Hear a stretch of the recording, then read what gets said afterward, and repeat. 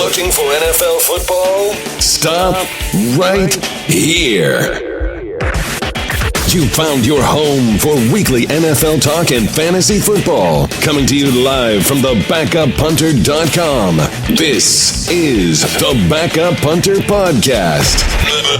Now, here's your host, the man who thinks fullbacks win championships, Keegan Matheson.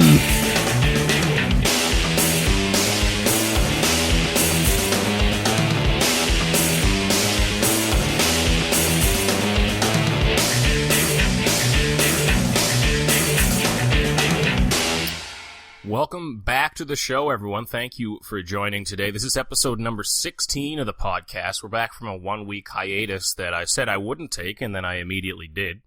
My apologies for that. Things came up. Stuff happens. We're back here. We are, let's look at the calendar. We're just about 7 weeks until kickoff in the NFL.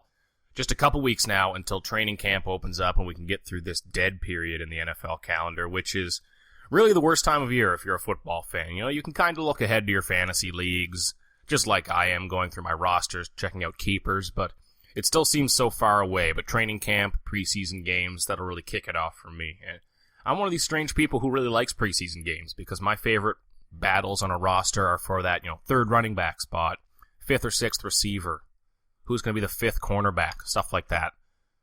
I'll have a lot of coverage on that once the training camps do kick off. Now, as always, the Backup Punter Podcast, it's brought to you by the great people at DynastySportsEmpire.com Fantasy Sports. So whether you're into football, baseball, basketball, hockey, check them out, DynastySportsEmpire.com.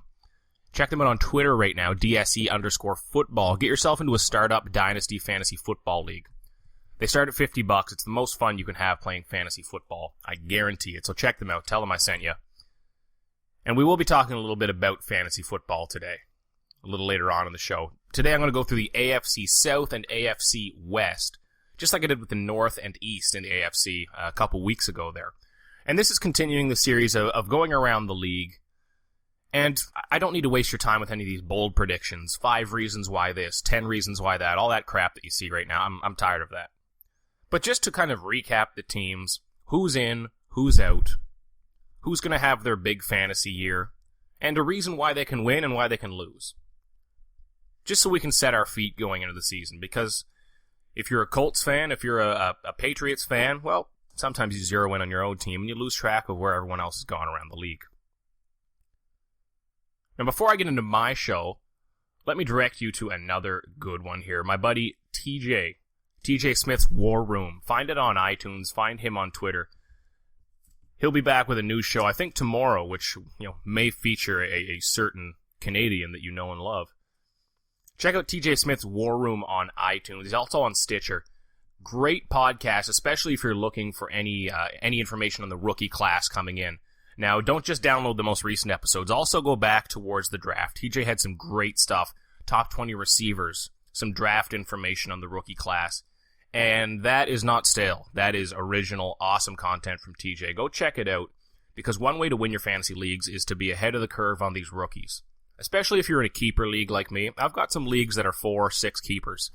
So once you get to the draft, there's no stars left. If you can really swoop in and get these rookies, that's how you can win a league. TJ's podcast will help you with that.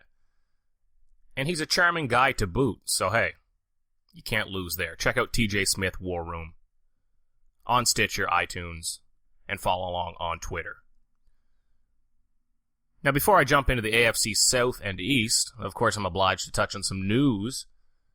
And, early July news in the NFL is, you look back through the last few years, there's no such thing as good news from this time in the schedule.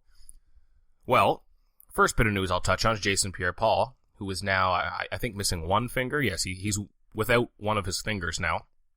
Which, of course, is the headline that we all expected coming into the season. Jason Pierre-Paul loses a finger in a fireworks accident. There's no point in me getting into this. It's a ridiculous subject itself. If you are entering a contract year where you can sign a multi-year deal for $10 to $15 million each season, don't be a dumbass and let somebody else light the massive firework when you're probably, a few beer deep, let's be honest. Was Jason Pierre-Paul stone sober? I don't know. Let somebody else light the firework. Maybe. Just a suggestion. The bit of news that does have me a bit riled up from this week is Greg Hardy, of course, had his suspension dropped from 10 games down to 4 by the league. And at this point, Roger Goodell is just kind of throwing out punishment and allowing other people to correct him. Does his word mean much at this point? Well, he's still the commissioner of the most powerful sport on planet Earth. If you believe the Americans. There's a sport called soccer. So I think they play it somewhere internationally. But Roger Goodell's word on punishment, it's becoming such a reactionary half-truth, almost. You saw it with Ray Rice, and he gave the 2-game suspension, and then everyone reacted, and he said, well, you know what, I'll reconsider. This time around, he's gone so far the other way. He's overcorrected, and he said, well, 10 games. I will let someone else bring it down. And that's going to be what you're going to see. Roger Goodell will overpunish, and then give it to an arbitrator to try and bring it down, because it looks better if you bring the punishment down, not if you bring it up. You don't want to underpunish like you did with Ray Rice. Same could happen with Tom Brady. His could come down from 4. I see Brady's being brought down to 2. That's what I personally see. But would it shock me if it was brought down to 0? Not at all. Would it shock me if it stayed? Not at all. But it's a couple months from now, the Tom Brady suspension won't matter because the Patriots will start 3-1 and everything will be okay. But in terms of Greg Hardy, speaking of idiots, now, I've said many times, I don't think Greg Hardy should make a dime to play football again for the rest of his life. This is, I'm not saying we need to throw him off a cliff, but when you look at the details of this story, this is going beyond you see so many stories in the news this week with every second football player down at FSU has, unfortunately, physically assaulted a woman this week. What Greg Hardy did, I hesitate to say it goes beyond that, but it's almost an extra large sized. It's he really showed a dedication to it, unfortunately. The woman he abused, he threw her around the bathroom, tore her jewelry off, threw it in the toilet, pushed her into the tub, beat her while she was there, threw her onto a bed full of guns, sorry. Hopefully he didn't throw her onto a gun full of beds. But a bed full of guns, which, if you have that in your house, you're already not a very satisfactory human being. Threatened her life there. Now, he was found guilty in the first court case, asked for a second case, and the girl didn't show up. After that point, her Instagram showed up with a lot of savvy vacations, designer shopping. Connect the dots for yourself. Now, unfortunately, I understand the legal side to this. I understand why the suspension was dropped, and I knew that it would be dropped. There's no point in me going on some moral high horse here, and that's what these things turn into. These you see it with DeAndre Jordan in the National Basketball Association, how he kind of reneged on his agreement with the Dallas Mavericks. All you hear on the radio the last few days is, well, where I'm from, your word means something. I'm a man that believes you can shake a man's hand, and that's a contract. Well, I mean, good for you. So it's turning into this moral preaching. I don't need to sit here and tell you what he did was bad. Everyone knows that. We don't need preaching. What we need is some kind of action here. And because the fact of the matter is, if you are a young, impressionable high school player, and even worse, if you're a young woman that looks at this, and you see Greg Hardy after what he did, he's just going to have to sit out a month and come back and make a few million, playing for America's team, the Dallas Cowboys, on prime time.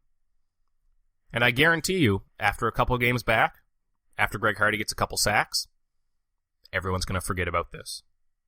There's going to be the next scandal, next controversy, and everyone is going to forget about Greg Hardy. And frankly, that sucks. But this is the NFL, and you do not need to be a good human being to play in this league. In fact, it doesn't matter at all. So let's jump into the AFC South here. We're going to go through 8 teams in the South and the West today. I'm going to start with the Indianapolis Colts here.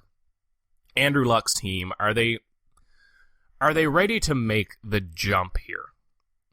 They are a team that it seems like they've been on the cusp for 10 years with Andrew Luck, because he seems like he's been in the league so long already. He's so polished. Well, this year they went out, they added some offensive veterans. They got Frank Gore, Andre Johnson. Over on defense, Trent Cole, Kendall Langford. That's a great signing. Todd Harriman, they added Philip Dorsett in the draft. Well, is he just leverage against T.Y. Hilton in his contract? Is he just going to run deep route after deep route and kind of take the safeties over? I don't know. I don't think he's going to have a huge fantasy impact. Not this year, at least. A couple picks I love that they made in the draft. Defensive linemen, both of them out of Stanford. Henry Anderson in the third. Large human being. Absolutely massive. He's going to eat some people up. And then David Perry. Little undersized, but a defensive tackle. Fire hydrant type. He'll push the pile. Huge motor. I really like Town and Sergio Brown, both safeties. Now, that safety position does have me worried. T.Y. Hilton's going to do great. Andre Johnson will get his. Dante Moncrief, Daron Carter, Philip Dorsett. They're all going to get there. Well, yes, he was 31 years old, and he's been hit a billion times before. This guy's a grinder. He doesn't miss a lot of games. There's a lot. Frank Gore really wasn't given a chance to build up. And I know this because I have Frank Gore on far too many fantasy teams, let me tell you. But time after time, Frank Gore was kind of cut short. He'd get to that 12, 13 carries, just starting to pick it up, and then they'd throw in Carlos Hyde, and I'd say, come on. You're taking out Frank Gore just before his time. So if they can let Gore run the ball 16, 18, 20 times, that's going to go really well. And then that defensive line. They've got to get to the opposing quarterback. They have got to force the odd fumble, the odd bad throw, because that's going to help cover up for the safety position, for the secondary. Now, the reason that they could lose this year, and I don't mean go 0-16, I mean, lose in the playoffs, is if they do put everything on Andrew Luck. Andrew Luck is a great quarterback. He's elite. He's whatever one of these words that we have to throw at everyone for some reason. He is. That is what he is. But we've anointed him as the golden boy, and we've kind of lost track of the fact that he throws a ton of interceptions, and he fumbles the football with great frequency. If this team puts everything on Andrew Luck, there's going to be a game where, not because he plays badly, but just by coincidence, by chance, 2 or 3 of those fumbles and interceptions are going to happen in the same game. That's just how it works. If he's going to turn the ball over 20-plus times in a season, well, there's going to be a couple games where you get 2, maybe that one where you get 3. Well, what if that happens in the playoffs? That's why they need balance. And again, back to that safety play. I'm mentioning it kind of ad nauseum here, but they need to shore up the back end on their defense because Andrew Luck can score, but it'll get awfully frustrating if it's turning into these 42 to 35 barn burners every week. So I see the Colts going about 12-4. Win the division. Then we look down at the Houston Texans, who have all the pieces except for a quarterback, really. They've added Brian Hoyer this year. They kept Kareem Jackson, kept Derek Newton, added Raheem Moore, Big Vince Wilfork. I don't mind that one bit. They also added Cecil Shorts. That's a wide receiver I'm interested in. I don't know if he's going to be fantasy relevant, really, but Cecil Shorts always reminded me of kind of a poor man's Greg Jennings when Greg Jennings was in his prime. And that's a compliment because that was a very good receiver. Then the draft, I think they had a great draft. Round 1, Kevin Johnson, great long corner. Round 2, Bernardrick McKinney, he'll step in on the inside. Then round 3, Jalen Strong, one of the best value picks in the entire draft. So Strong, Shorts, DeAndre Hopkins, they'll all try to fill this void left by Andre Johnson. Kendrick Lewis is gone from the safety position. Brooks Reed, great hair, pedestrian career. He's gone from the linebacking core. Now the thing that is going to happen in Houston, just like last year with Fitzpatrick, it's going to be one of these week-to-week quarterback situations that is just so frustrating. It seems like there's a few of these every year, and you just get tired of them. Because you know it's not going to turn into one guy for 16 games. You know it's not going to. And that's going to be the reason that they could lose this year. They've got Hoyer, they've got Ryan Mallett. Right now, a lot of the reports are that Brian Hoyer is out front, and that worries me because Ryan Mallett is infinitely more talented in terms of arm talent. So that tells me that Ryan Mallett is not really up to where they want him to be mentally. in terms of the playbook, decision-making, progressions. And that will sink you. Will Brian Hoyer be able to reach DeAndre Hopkins downfield? That's another issue. DeAndre Hopkins can be great anywhere. Doesn't matter if you put him in the slot. Doesn't matter if you tell him to wear a heavy shoulder pads and put him at tight end. I think he's a great player. But when he can really break out is if you're hitting him 30, 40 yards down the field. Well, Mallett can do that. Can Hoyer? I really don't think so. I really do not. But there's a lot of reasons this team can win. There's a lot of reasons. Again, they have to get over this quarterback issue, which you can't just get over. But look at this front seven. You've got Clowney, J.J. Watt, Vince Wilfork, Whitney Merciless. You've got Crick up there. You've got Brian Cushing. It's something to fear. As long as that secondary can hold together, this defense will be a top 10 defense, I think. It absolutely will be. Jadeveon Clowney, well, is he going to come back and be the breakout player of the entire year, or is he going to have one sack? Well, that microfracture surgery in his knee, that's something that scares me a lot. And given how interesting my life is, I've actually done some reading on microfracture surgery. It's hard to say without lisping. Microfracture surgery. Tough one. But essentially what it is the doctors go in, they drill some very small, microscopic, holes in the knee. Extremely small, not enough to impact the structure of the knee, the strength of it, but it allows movement in the knee. It allows things to heal quicker. Now, this isn't the most medically expertise explanation of it, but that's what happens. And I've read a lot of accounts from players in the league, especially some offensive linemen, those types, who have had this surgery, and they say you can be up over a year and a half till you're right again. It's like recovering from an ACL, There's a difference between when you can come back and when you're yourself again. So keep an eye on Clowney. I've got the Texans going 8-8, unfortunately. Maybe they can jump up to a 9-7 team if they do get some quarterbacking, but Arian Foster's got to stay healthy 16 games there, and I don't know if that happens. Then we look at the Titans. They made some good moves this offseason. They retained Derek Morgan. Parrish Cox is in. Harry Douglas is in. Harry Douglas, the always the top guy on the waiver wire, never a guy on a fantasy football team. Hakeem Nicks is in. I don't think that'll do much. Brian Arakpo, the big signing. If he's healthy, I love it.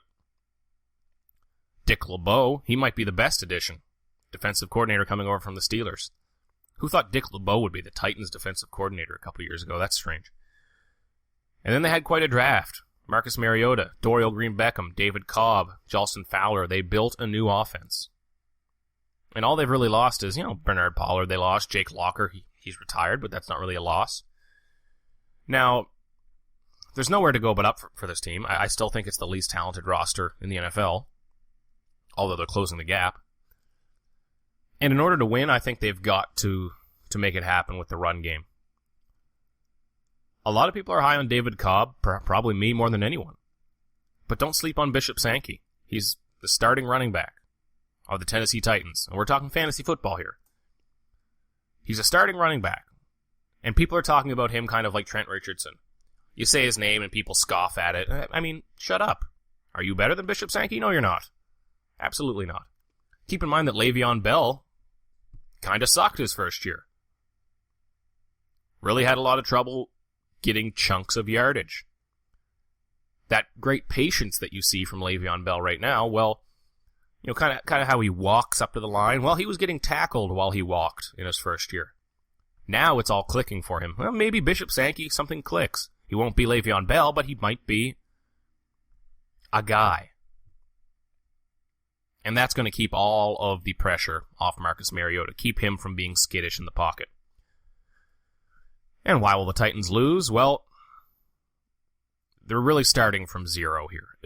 Why will they lose? Well, because they're a bad team right now. I hate to be so in-depth, but another thing I'm worried about is Marcus Mariota going to sign before training camp? Is he going to miss any time? If Marcus Mariota starts missing time at training camp, then I'm worried. I won't really overanalyze it until then. There was the rumor that the Titans were trying to write it into his contract that he could not go surfing. Oh, I think that's a load of crap. I see the Titans finishing right about 4-12. Even that might be generous. And then we'll round out the division here. We'll look at the Jacksonville Jaguars. They've made a lot of additions. Sergio Brown, Jared Odrick, Jeremy Parnell, the tackle, center Steven Wisniewski, tight end Julius Thomas. That was the big one. Then in the draft, Dante Fowler, they got their pass rusher, and he tore. Was it his Achilles ACL? It's early in the morning here. One of them, he's out for the year. That is a huge blow, but they weren't going to compete this year. Then they added TJ Yeldon out of Alabama, a pick that I really like. In terms of fantasy purposes, TJ Yeldon is a guy that's going to be a better fantasy play than a real-world play. What I mean by that is, he could end up averaging 3.4 yards. Not really do that much on the field. But they might just run him so much that those 3.4 yards per carry add up to 1,000 yards. You know what I mean? Kind of like Zach Stacy in his rookie year there. If you look at his per carry stats, they weren't very good, but he just kind of ran the ball a lot. He got yards. He got counting numbers. Now the Jags, they lost Cecil Shorts, Red Bryant, Justin Blackman isn't coming back this year. Is his career over? It looked like there was a spark there for him to come back. It doesn't look good. Now the reason this team can win is if this offense grows together and takes a collective step. Now you've got Yeldon. Running backs don't really count as rookies anymore. They can step right in. Is he going to be a 3-down guy? You've also got Allen Robinson outside. Big target. Marquise Lee, who was my dark horse for Rookie of the Year last year. I think Marquise Lee is an incredibly talented receiver. Absolutely. I've got no problem taking him at the back end of a fantasy draft. Allen Robinson, whatever his ADP is, I'm comfortable taking him a bit before. The reason they'll lose, though, unfortunately, is Blake Bortles. And I hope last season didn't ruin Blake Bortles.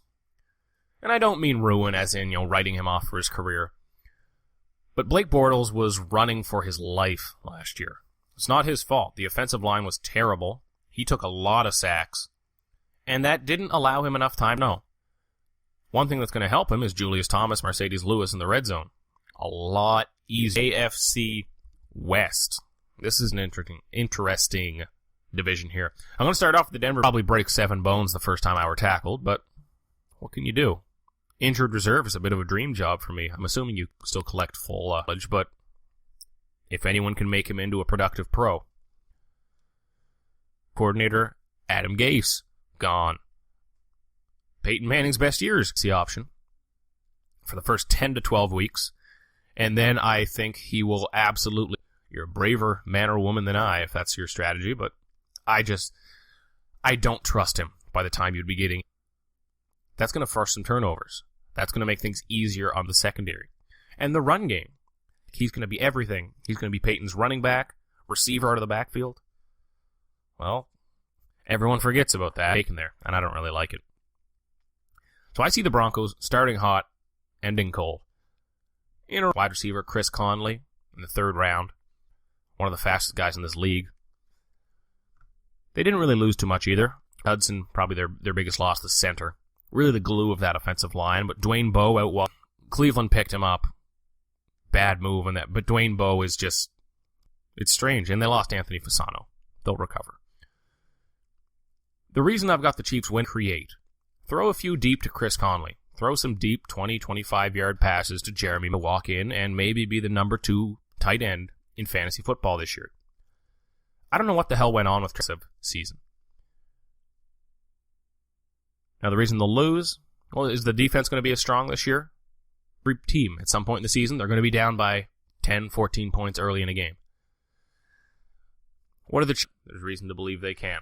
Andy Reid, the moves that have been made this offseason, they at least admit a consciousness of what is going on there.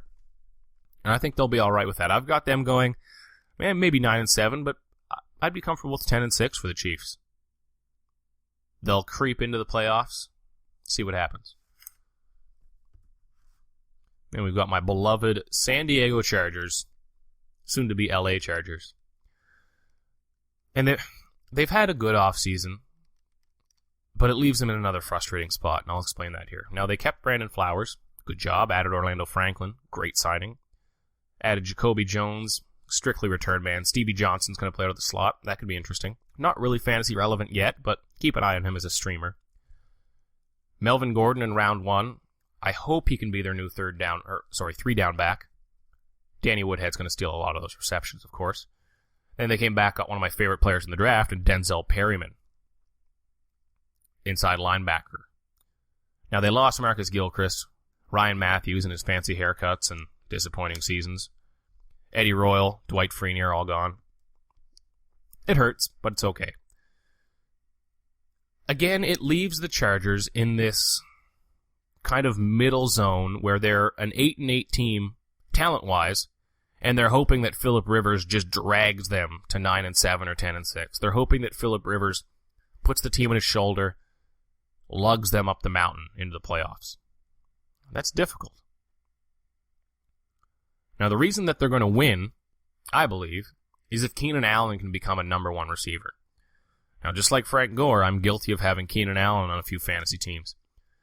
And when you own someone on some fantasy teams, it feels like they're in the league for a long time. Keenan Allen's only been in the league a couple years. I feel like I've undergone 8 years of frustration from this guy.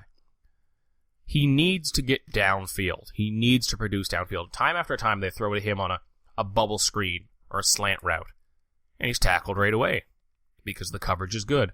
Now, the reports out of camp is that he is dropping a little weight, trying to get quicker, faster. Hopefully that doesn't kill his strength. I don't know. And can Melvin Gordon be the Melvin Gordon we think they have? A lot of guys come from Wisconsin, running behind a near professional offensive line at Wisconsin. And things aren't as easy in the NFL. Melvin Gordon does like to break runs outside. Well, thankfully this offensive line is improved. But can he come up here and be a complete back? Now, why I see the Chargers losing is that defense, the defensive line especially. I don't know if it's got enough to get to the passer. I don't know if it's got enough to stuff the run consistently. And is this team just going to be in too many slugfests? Do you see the Chargers blowing out many teams this year? Maybe once or twice. But this team is going to be in 21-20, 27-24 games every single week. While that could tip their way and result in some good things, it's so easy for that to tip the other way and result in a losing record. I've got them at 8-8 right now. Wouldn't shock me to see them at 9-7, but they're really going to have to fight kind of tooth and nail for that last wild card spot. And then lastly, we'll wrap up with the Oakland Raiders. We'll keep it a short one, a boutique-style podcast today. Because really, at this point in the offseason, it's, once you hear something in the news, you know it once. There's not a lot of news that's really in-depth at this time of year, as much as we want to try to make everything and clickbait everything. And, don't get me in a rant about that, but we'll get you in and out of here quickly. And lastly, we'll look at the Oakland Raiders. My beloved Oakland Raiders. The world is a better place when the Oakland Raiders are winning, or at least when they're looking good. They're not winning right now, but they're looking good. Good things are happening. I hope to God Jack Del Rio brings back the suit on the sidelines. I wish he would. Now, they went out, they added Rodney Hudson from the Chiefs, Curtis Lofton, Roy Halou, the running back, Michael Crabtree, Trent Richardson, Dan Williams. A lot of additions there. They didn't really get the big splash they wanted, like a Macklin or a Julius Thomas, but hey. Then they went out, they added Amari Cooper with the 4th overall pick. Best receiver in the draft, according to a lot of people. I don't know if Kevin White is better or not, but at this point it doesn't matter because they're both very good. Amari Cooper's going to step in and be that number 1. Now they lost Darren McFadden, Steven Wisniewski, Denarius Moore, Lamar Woodley. They'll survive those. Now, the reason they are going to win is if their big 3 on offense can all click. And I'm talking about Carr, Cooper, and Murray. Latavius Murray at running back. They need their version of the triplets to work together. Now, my worry with Amari Cooper is that he's going to step into number 1 coverage from day one. And this is going to be my reason that they lose this year. Because really, this roster is a couple years away. I'm not a big fan of Carr, like a lot of people are. People are anointing him the next savior of the franchise. Well, look at the statistics. I mean, there's some arguments to be made outside of the statistics, as always, yes. But look at those stats. It's ugly. And where is he going to look when Amari Cooper is blanketed? Well, Michael Crabtree, does he have anything left? I don't know. It's all up to Rod Streeter, I think, if Rod Streeter can develop into a real top-end guy. Clive Walford, the rookie tight end, if he can get open. But if this offense begins to lean on Amari Cooper, I think they're toast. So I do see the team doing a little better this year. Maybe they'll get into that 5-11. Dare I say even 6-10. I'm always a little too optimistic with my Raiders. But I'll give them the possibility of 6-10. But again, look at this division. They're going to finish in the basement of the division probably this year. Maybe even next year. But finally, the Raiders are going in the right direction. So that wraps up the look at the AFC South and West. Now, as always, you can find this show uploaded onto YouTube later today. Now, it's just the Backup Punter at YouTube. You'll find the entire playlist there. You can subscribe there. Also, you can subscribe on iTunes and Stitcher. That's the easiest way to do it. It'll just update right to your phone when I upload the file each and every week onto the podcatcher. You can also visit the website at thebackupunter.com. Like I said, I keep the news pretty quiet. I keep the homepage pretty quiet through the off-season because it's, there's a lot to talk about, but I just prefer to do it in podcast form during the off-season. It's my favorite form to communicate in. And, of course, lastly, but most importantly, follow along on Twitter at @thebackupunter. Getting a little more active on there now. And you can watch out. I'll be tweeting out, with me and TJ Smith from TJ Smith's War Room, which you should also check out. Again, if you forgot, don't forget about it right after the show. Check out TJ Smith War Room on iTunes. I'll tweet out some details about me appearing on that show there, which should be coming over the next few days. Again, thank you for joining the show, downloading the show, clicking play on the show, whatever you chose to do. It was a conscious decision. It was not by accident, and I appreciate that very much. And I thank you. So this is Keegan Matheson of thebackupunter.com, hoping that all of your punts in life stop on the 1-yard line. Let's talk next week.